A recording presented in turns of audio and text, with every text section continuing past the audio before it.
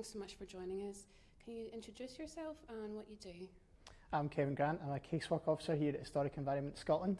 So in Casework we basically manage change to the historic environment, which means if you want to build houses on or near a Roman fort, or if you've bought a castle you want to do it up, you speak to us. We also look after over 8,000 children monuments, which there are in Scotland, so we visit them regularly. If there's any issues, we look after those. We provide a bit of funding to try and help them out as well. So, as part of the Year of History, Heritage and Archaeology, you're holding a lecture this Thursday called The Age of Clans and Clearances. Could you potentially give us a wee bit of background on what you're going to be talking about and why you're interested in this particular subject? So myself and my colleague Kevin Monroe, who will also be speaking on Thursday, are covering the Age of Clans and Clearances, which is sort of 17th century probably through to the early 1900s, I guess. So he'll be talking about what's known as the last clan battle, the Battle of Mulroy. I'm talking about, that's in the 1680s. I'm talking about a slightly later period, probably around 1810 and later. So I'll be talking about life in the Hebrides during the clearances and the improvement. This is a period that I studied a bit in my PhD, and I was also a St Kilda archaeologist for the National Trust for Scotland for a number of years. Spent 3 years in St Kilda and some very windy field trips to South Uist as well. What is it that you really enjoy about this subject in particular? So it's a subject that I think is quite well known. Most people have some kind of understanding of what the clearances or the improvements are, and they know about clans in Culloden, and it's been extensively written about. But what you find as an archaeologist is often that when you go to any particular place and look at the archaeology, it quite often differs from what you might read in the history books. And one of my particular interests is trying to find first-hand accounts, which are generally Gaelic accounts or sort of local letters and documents. And I love to see how they actually differ from what's usually well known about the period. And I can take there are going to be some controversial issues of sectarianism and such like. Can you tell us a little bit more of what we're going to hear on Thursday at the lecture? Yeah, certainly. So I guess the clearances and improvement, that whole period is still very controversial in the sense that a lot of the issues to do with land reform, land struggle are still alive today and still very political.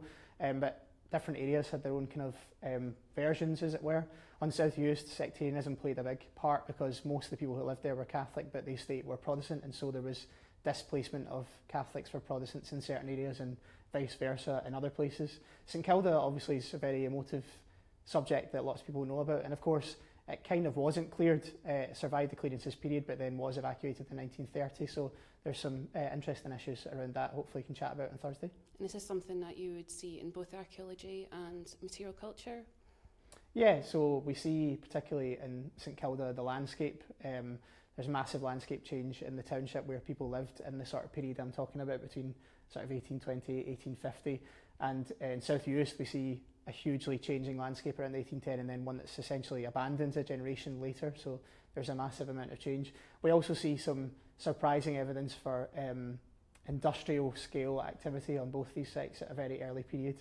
In one case it's to do with collecting seabird feathers and the other collecting seaweed. So these are early industries which are not well known about. There's one thing in particular that we were interested in finding out more about is how many feathers would it cost to rent a house on St Kilda today, and are they from a particular bird? So there's a short boring answer which I'll give you first. They should be from the fulmar, which was they were the valuable feathers, so they did collect feathers from various birds, and they're still there today. Although I should say they're legally protected, so I wouldn't advise anyone at home to try this. You can't actually, as a private individual, rent accommodation on St Kilda today because it's owned by the trust, so the accommodation is used for scientists, volunteers, archaeologists. But you can pay to go on a conservation holiday. So I've done some sums, I have to refer to my notes, but we know in 1815 the St Kildans paid their entire rent in feathers. I think it was 140 stone of feathers, if you can imagine what that would look like. That's 889 kilograms for anyone used to new money. So we know around that period that was worth about £40. So assuming that feathers were of the same value today as they were 200 years ago, and then sort of figuring out how much a pound changes, if you were to go on a National Trust for Scotland conservation holiday and pay to stay in St Kilda for 2 weeks, I reckon it would cost you 236 kilograms of fulmar feathers, which I imagine is quite a lot. I'd like to see what that looked like. I reckon that's a couple of garages full. So what else can you tell us about the clearances? For example, what did St Kildans make of the clearances happening elsewhere?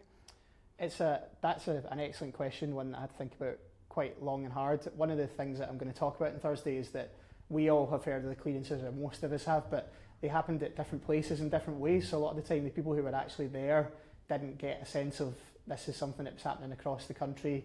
And sometimes it could take 20 years, which historically is not a long time, but that's a whole generation of someone's life. So I want to think about what it was like to actually live through them. So St Kilda didn't have clearances in that period, but they do seem to have known about some of the political events in the period. So there's actually a story from South Uist that in the 1840s, during the potato famine, South Uist people actually went out to St Kilda to try and ask for food, which actually suggests that St Kilda might have been better off than lots of other places in that period, which is something we'll see in my lecture.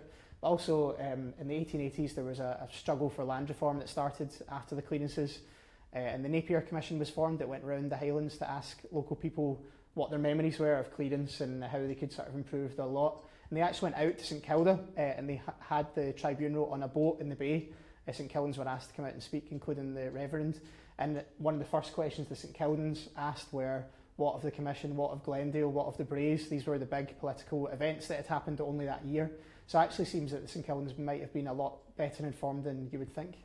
Would you say that they were a welcoming community towards incomers, or were there none? There was some, so we have good kind of immigration and emigration records for St Kilda from the 1800s onwards, and there were actually a few St Kildans who were not born there. There was actually famously a Glaswegian woman who was married to one of the St Kildans that had moved there. Certainly they welcomed a lot of visitors because it's sort of been famous since the 1690s, so tourism was always part of their economy, but particularly in the 19th century. So they welcomed a lot of cruise ships actually by the 1860s. They do seem to be very welcoming to visitors. A lot of earlier visitors enjoyed a lot of hospitality, but they were also very shrewd about understanding that a lot of these people were there to gawp at them basically, and they were a tourist attraction and they didn't sell that for free. So often they were very good at massively overcharging people to provide them for milk or bread, or sort of sharp practice selling them trinkets very expensively. So I think they were a welcoming community, but they knew the value of themselves and were wanting to extract that out of visitors as well. Thanks so much for sharing what you're going to talk about. How can we find out more? So if you tune into Facebook Live at 6 o'clock on Thursday, myself and my colleague Kevin will both be speaking, and then it will be uploaded to YouTube after that and should be available for people to see at a later date. That's great. Thanks very much, Kevin.